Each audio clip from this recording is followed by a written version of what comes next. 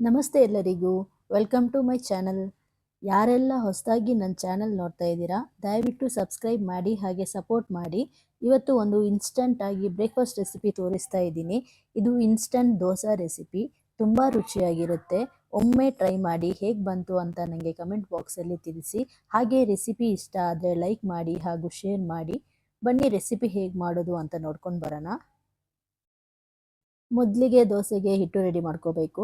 ಅದಕ್ಕೆ ನಾನು ಮಿಕ್ಸಿ ಜಾರಿಗೆ 2 ಕಪ್ಪಿನಷ್ಟು ಮಂಡಕ್ಕಿ, ಚುರುಮುರಿ ಅಂತಾರಲ್ಲ ಅದು, ಆಮೇಲೆ ಅರ್ಧ ಕಪ್ಪಿನಷ್ಟು ಸಣ್ಣ ರವೆ ಹಾಗೂ 1/4 ಕಪ್ಪಿನಷ್ಟು ಮೊಸರು, 1.5 ಕಪ್ಪಿನಷ್ಟು ನೀರು ಸೇರಿಸ್ಕೊಂಡು ಇದನ್ನ ನುಣ್ಣಗೆ ರುಬ್ಕೋಬೇಕು. ರುಬ್ಬಿದ ಹಿಟ್ಟನ್ನು ಒಂದು ಬೌಲಿಗೆ ಹಾಕೋತಾ ಇದ್ದೀನಿ. ಎಷ್ಟು ಬೇಕು ಅಷ್ಟೇ ನೀರನ್ನು ಸೇರಿಸ್ಕೊಳ್ಳಿ, ಜಾಸ್ತಿ ತೆಳ್ಳಗೆ ಮಾಡೋಕ್ಕೆ ಹೋಗಬೇಡಿ. ನಾನು ಮಾಡಿರೋ ಅಳತೆಯಲ್ಲಿ ಮಾಡೋದಾದರೆ 2 ಕಪ್ಪಿನಷ್ಟು ನೀರು ಅಷ್ಟೇ ಸಾಕಾಗುತ್ತೆ. ಜಾಸ್ತಿ ನೀರು ಹಾಕಕ್ಕೆ ಹೋಗಬೇಡಿ.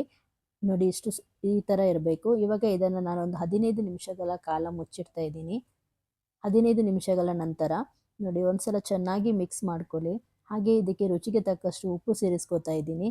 ಹಾಗೆ ಒಂದು 1/4 ಟೀ ಸ್ಪೂನಿನಷ್ಟು ಬೇಕಿಂಗ್ ಸೋಡಾ ಹಾಕೋತಾ ಇದ್ದೀನಿ. ಹಾಕ್ಕೊಂಡು ಒಂದ್ಸಲ ಚೆನ್ನಾಗಿ ಮಿಕ್ಸ್ ಮಾಡ್ಕೊಳ್ಳಿ. ಮಿಕ್ಸ್ ಮಾಡಿದ ನಂತರ ಇದಕ್ಕೆ ನಾನು ತುರಿದ ಕ್ಯಾರೆಟ್ ಮತ್ತು ಚಿಕ್ಕದಾಗಿ ಹೆಚ್ಚಿದ ಕೊತ್ತಂಬರಿ ಸೊಪ್ಪನ್ನು ಹಾಕೋತಾ ಇದ್ದೀನಿ. ನೀವು ಬೇಕಿದ್ರೆ ಈರುಳ್ಳಿನೂ ಸೇರಿಸ್ಕೋಬಹುದು. ಹಾಗೆ ಇದನ್ನು ಒಂದ್ಸಲ ಚೆನ್ನಾಗಿ ಮಿಕ್ಸ್ ಮಾಡ್ಕೊಳ್ಳಿ. ಮಿಕ್ಸ್ ಮಾಡಿದ ನಂತರ ಬಿಸಿಯಾದ ತವಕ್ಕೆ ದೋಸೆನ ಹಾಕೋಬೇಕು. ದೋಸೆನ ಜಾಸ್ತಿ ಸ್ಪ್ರೆಡ್ ಮಾಡೋ ಅವಶ್ಯಕತೆ ಇಲ್ಲ, ಸ್ವಲ್ಪ ನಿಧಾನಕ್ಕೆ ಒಂದು ಉತ್ತಪ್ಪ ಥರ ಹಾಕ್ಕೊಳ್ಳಿ. ಹಾಗೆ ಇದಕ್ಕೆ ನಾನು ಇದರ ಮೇಲೆ ಚಟ್ನಿ ಪುಡಿನ ಹಾಕೋತಾ ಇದ್ದೀನಿ. ಹಾಗೆ 1 ಟೀ ಸ್ಪೂನಿನಷ್ಟು ಎಣ್ಣೆನೂ ಹಾಕ್ಕೊಂಡಿದ್ದೀನಿ.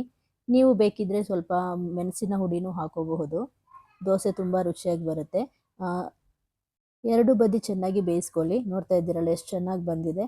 ಹಾಗೆ ನಾನು ಮತ್ತೆ ಇದನ್ನ ಚಿಕ್ಕ ಚಿಕ್ಕ ಉತ್ತಪ್ಪ ಥರ ಹಾಕೋತಾ ಇದ್ದೀನಿ. ನಿಮಗೆ ಹೇಗೆ ಬೇಕು ಆ ಥರ ದೋಸೆನ ಹಾಕ್ಕೊಳ್ಳಿ. ಮಕ್ಕಳ ಲಂಚ್ ಬಾಕ್ಸಿಗೆ ಈ ಥರ ಚಿಕ್ಕ ಚಿಕ್ಕ ದೋಸೆಗಳ ಥರ ಮಾಡ್ಕೊಂಡು ಕೊಡ್ಬೋದು. ಮಕ್ಕಳು ತುಂಬ ಇಷ್ಟಪಟ್ಕೊಂಡು ತಿಂತಾರೆ. ಈ ದೋಸೆನ ನೀವು ಒಂದ್ಸಲ ಟ್ರೈ ಮಾಡಿ. ಹಾಗೆ ನನಗೆ ಹೇಗೆ ಬಂತು ಅಂತ ಕಮೆಂಟ್ ಬಾಕ್ಸಲ್ಲಿ ತಿಳಿಸಿ. ಈ ರೆಸಿಪಿ ಇಷ್ಟ ಆದರೆ ದಯವಿಟ್ಟು ನನ್ನ ಚಾನಲ್ನ ಸಬ್ಸ್ಕ್ರೈಬ್ ಮಾಡಿ. ಹಾಗೆ ರೆಸಿಪಿನ ಲೈಕ್ ಮಾಡಿ, ಶೇರ್ ಮಾಡಿ. Thank you for watching.